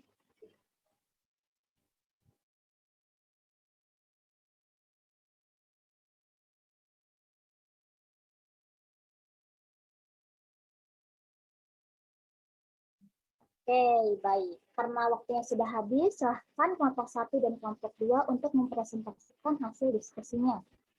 Silahkan. Baik, saya dari kelompok 1 izin men-share hasil diskusi kelompok kami ya, Bu. Baik, silahkan Anis. Apakah sudah terlihat? Sudah, Anis. Sudah, Anis. Jadi kami dari kelompok 1 akan membahas mengenai keanekaragaman gen, jenis, dan ekosistem. Yang pertama di sini ada pengertian dari keanekaragaman hayati atau biodiversitas, yaitu keanekaragaman organisme yang menunjukkan keseluruhan variasi gen, jenis, dan ekosistem pada suatu daerah. Keanekaragaman hayati melingkupi berbagai perbedaan atau variasi bentuk, penampilan, jumlah, dan sifat-sifat yang terlihat pada berbagai tingkatan, baik tingkatan gen, spesies, maupun ekosistem. Nah, keanekaragaman hayati ini adalah semua jenis perbedaan antar makhluk hidup. Yang pertama di sini ada keanekaragaman gen. Gen atau plasma nutfah adalah substansi kimia yang menentukan sifat keturunan yang terdapat di dalam kromosom. Setiap individu mempunyai kromosom yang membawa sifat menurun atau gen yang terdapat di dalam inti sel. Nah, perbedaan jumlah dan susunan faktor menurun tersebut yang akan menyebabkan terjadinya keanekaragaman gen. Makhluk hidup satu spesies atau satu jenis bisa memiliki bentuk, sifat, atau ukuran yang berbeda. Bahkan pada anak kembar sekalipun terdapat perbedaan. Semua perbedaan yang terdapat dalam satu spesies ini disebabkan karena perbedaan gen. Contohnya di sini ada perbedaan kulit atau warna rambut. Contoh lain di sini ada mawar, bunga mawar. Meski sama-sama bunga mawar dan mempunyai nama spesies yang sama, yaitu rosa hibrid, tetapi warna mahkota pada bunga mawar bisa berbeda. Hal ini karena susunan gen penyusun bunga mawar yang satu dengan bunga mawar yang lain berbeda. Contoh lainnya di sini juga ada lalat buah atau dengan nama Latin Drosophila melanogaster. Kalau kita lihat pada gambar, meskipun sama-sama lalat buah, tapi mata lalat ini bisa berbeda kan? Nah, inilah yang membedakan warnanya, yaitu karena gen dari lalat buah tersebut. Selanjutnya di sini ada keanekaragaman spesies. Spesies atau jenis memiliki pengertian individu yang mempunyai persamaan secara morfologis, anatomis, fisiologis, dan mampu saling kawin dengan sesamanya, atau disebut juga dengan interhibridisasi yang menghasilkan keturunan yang fertil atau subur untuk melanjutkan generasinya. Kumpulan makhluk hidup satu spesies atau satu jenis inilah yang disebut juga dengan populasi. Jadi keanekaragaman spesies adalah segala perbedaan yang ditemui pada makhluk hidup antar jenis atau antar spesies. Contohnya di sini ada keanekaragaman spesies dari kacang-kacangan. Dalam keluarga kacang-kacangan dikenal kacang tanah, kacang panjang, kacang buncis, kacang hijau, kacang kapri. Nah, di antara jenis kacang-kacangan tersebut, kita dapat dengan mudah membedakannya karena di antara mereka ditemukan ciri khas yang sama, yaitu kacang namun dengan morfologi atau ukuran tubuh, batang, kebiasaan hidup, bentuk buah dan biji, dan rasanya yang berbeda. Contoh lain juga bisa dilihat dari keanekaragaman jenis pohon, contohnya pohon kelapa, pohon pinang, dan juga pohon palem. Selanjutnya akan dijelaskan oleh teman saya.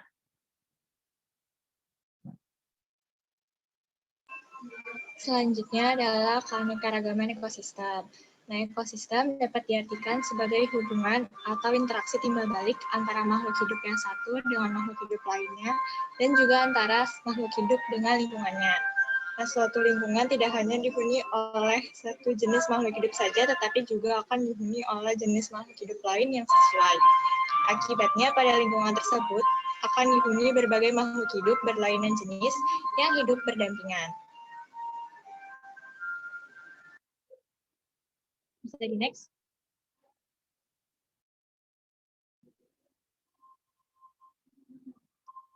Perbedaan komponen abiotik yang tidak hidup pada suatu daerah menyebabkan jenis makhluk hidup atau biotik yang dapat beradaptasi dengan lingkungan tersebut menjadi berbeda-beda. Komponen biotik dan abiotik di berbagai daerah tersebut juga bervariasi baik mengenai kualitas maupun kuantitasnya. Nah, variasi kondisi komponen abiotik yang tinggi ini akan menghasilkan keanekaragaman ekosistem. Contoh ekosistemnya itu adalah hutan hujan tropis, hutan gugur, padang rumput, padang lumut, gurun pasir, sawah, ladang, air tawar, air payau, laut, dan lain-lain. Next. Jadi, keanekaragaman ekosistem adalah segala perbedaan yang terdapat antar ekosistem. Nah, keanekaragaman ekosistem ini terjadi karena adanya keanekaragaman gen dan keanekaragaman jenis atau spesies. Contoh keanekaragaman hayati tingkat ekosistem misalnya pohon kelapa banyak tumbuh di daerah pantai. Pohon aren tumbuh di pegunungan, sedangkan pohon palem dan pinang tumbuh dengan baik di daerah dataran.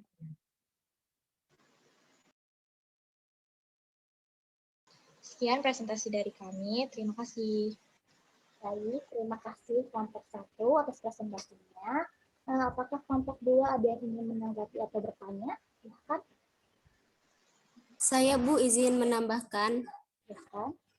Jadi perbedaan keanekaragaman gen, spesies, dan ekosistem saling berkaitan satu sama lain. Keanekaragaman gen menyebabkan variasi dalam spesies. Keanekaragaman tingkat spesies ini menyebabkan keanekaragaman tingkat ekosistem. Jenis spesies pada suatu ekosistem akan berbeda pada ekosistem yang lain, sehingga variasi gen pun akan sangat banyak. Baik, terima kasih Salwa atas tambahannya. Baik, terima kasih Salwa atas tambahannya juga. Presentasi dari kelompok 1 sangat baik, materinya dan tema PPT-nya pun bagus sekali. Oke, lanjut ya. Selanjutnya silahkan kelompok 2 untuk mempresentasikan hasil diskusinya. Saya izin share screen ya, Bu. Ya, silahkan.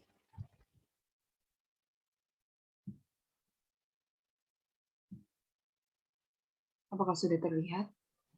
Sudah ya, Del, silahkan.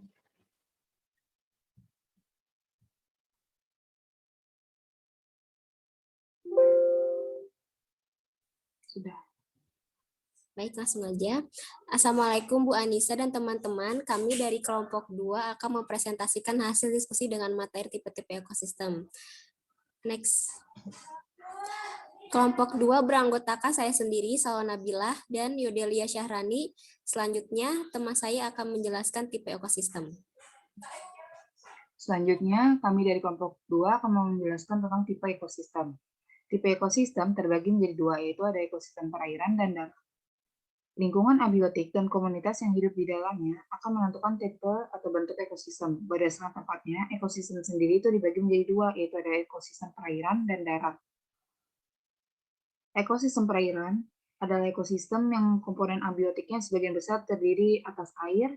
Makhluk hidup komponen abiotik dalam ekosistem perairan dibagi menjadi beberapa kelompok, seperti plankton, nekton, neuston, bentos, perifeton. Ekosistem perairan.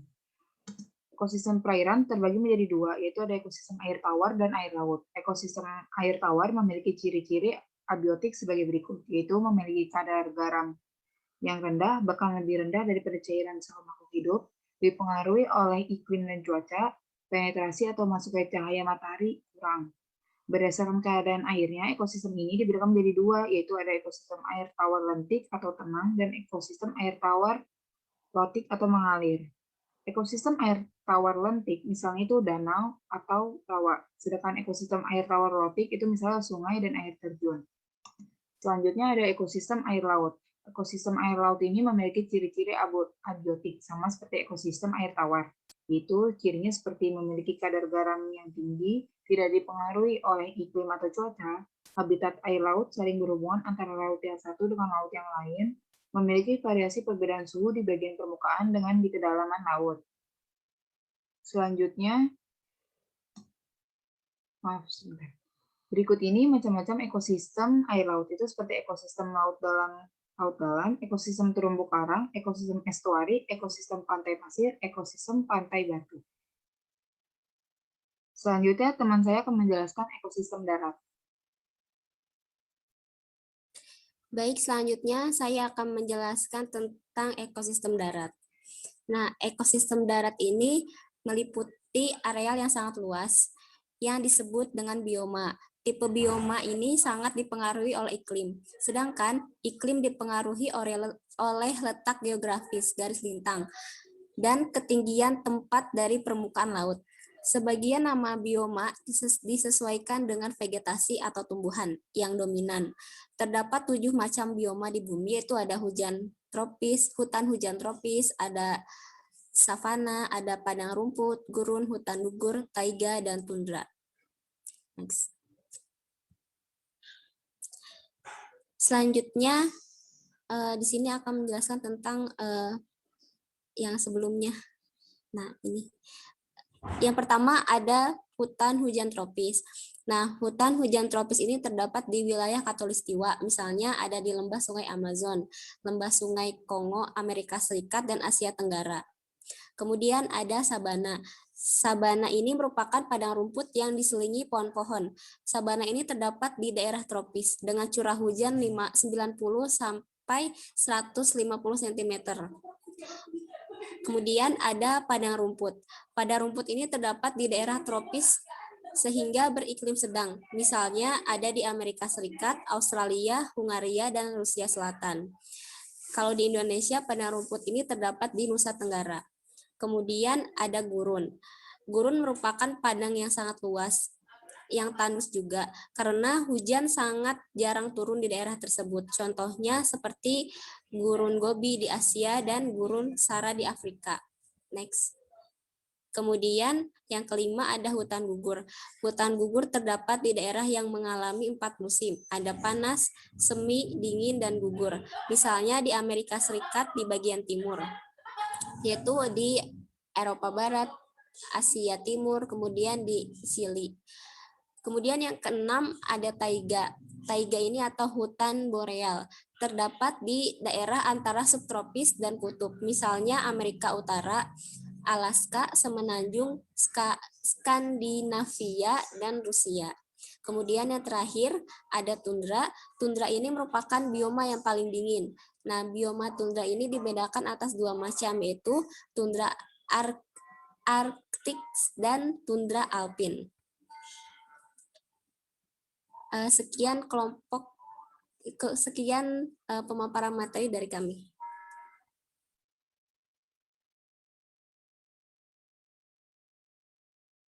Baik, terima kasih kelompok 2 atas pemaparan materinya. Apakah kelompok 1 ada yang ingin menambah? Saya izin bertanya, Bu.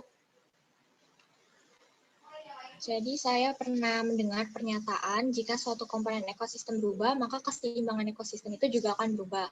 Nah, menurut kelompok 2, apa maksud dari pernyataan itu? Saya izin menjawab. Terima kasih Karisa atas pertanyaannya. Saya dari kelompok 2 izin menjawab. Jika satu komponen ekosistem berubah, maka keseimbangan ekosistem juga berubah. Karena antar komponen ekosistem memiliki saling ketergantungan antara komponen yang satu dengan yang lainnya. Sekian dari jawaban dari kelompok kami. Terima kasih. Baik, terima kasih Odel jawabannya. Baik, terima kasih. Terima kasih ya pertanyaannya Halisa. Terima kasih juga jawabannya ya Del. Terima kasih juga pemaparan materi dari kelompok 2. Dari kelompok 2 ini penyampaian materinya cukup menarik dan materi dan PPT-nya pun sangat menarik. Oke. Dari kelompok 1 dan 2 tadi, bagus sekali ya materi yang sudah kalian paparkan tadi. Jelas Ibu sudah melihat PPT dan hasil diskusi kalian. Ibu akan menyampaikan kesimpulan dari hasil diskusi kalian ya. Oke, yang pertama ada keanekaragaman yaitu segala perbedaan pada makhluk hidup dalam satu spesies. Contohnya ada bunga mawar yang terdiri dari banyak warna. Lalu ada keanekaragaman jenis atau spesies, segala perbedaan yang ditemui pada makhluk hidup antar jenis atau spesies. Contohnya berbagai macam jenis kacang-kacangan, padahal dari keluarga yang sama, namun bentuknya dapat sangat berbeda. Misalnya kacang tanah, kacang hijau, dan kacang buncit. Lalu ada juga keanekaragaman ekosistem, yaitu segala perbedaan yang terdapat antar ekosistem. Keanekaragaman ekosistem ini terjadi karena adanya keanekaragaman gen dan keanekaragaman jenis atau spesies. Nah, adapun kesimpulan dari kelompok 2 tadi yaitu lingkungan abiotik dan komunitas yang hidup di dalamnya akan menentukan tipe ekosistem. Nah, berdasarkan tempatnya, ekosistem tadi dibedakan menjadi 2 tipe, yaitu ekosistem perairan atau akuatik dan ekosistem darat atau terestrial. Nah, ekosistem perairan terdiri dari ekosistem air tawar dan ekosistem air laut. Sedangkan ekosistem darat meliputi area yang sangat luas yang disebut bioma. Terdapat 7 macam bioma di muka bumi ini, yaitu hutan hujan tropis, sabana, padang rumput, gurun, hutan gugur, taiga, dan tundra. Oke, itu ya jadi kesimpulan pada pertemuan hari ini. Apakah ada yang ingin ditanyakan lagi pada materi hari ini? Tidak ada, Bu. Tidak, Bu. Alhamdulillah ya, jika tidak ada, maka kita akhiri ya pada pertemuan hari ini. Semoga ilmu yang sudah dipelajari pada hari ini dapat dipahami dan bermanfaat bagi kita semua. Nah, sebelum Ibu tutup, alangkah baiknya kita mengucapkan hamdalah bersama-sama. Alhamdulillah. Alhamdulillahirrahmanirrahim. Ya, tutup ya. Wassalamualaikum warahmatullahi wabarakatuh. Selamat siang. Waalaikumsalam warahmatullahi wabarakatuh. Terima kasih, Ibu. Terima kasih anak-anak. Silahkan. Ibu itu presentasi dari Bang. Terima kasih. Ya, baik.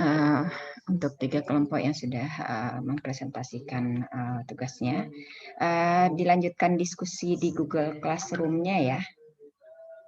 Berarti Zoom-nya kita tutup, kita beralih ke Google Classroom, gitu ya, teman-teman semua. Iya, Ibu. Ya, kita tutup Zoom-nya. Assalamualaikum.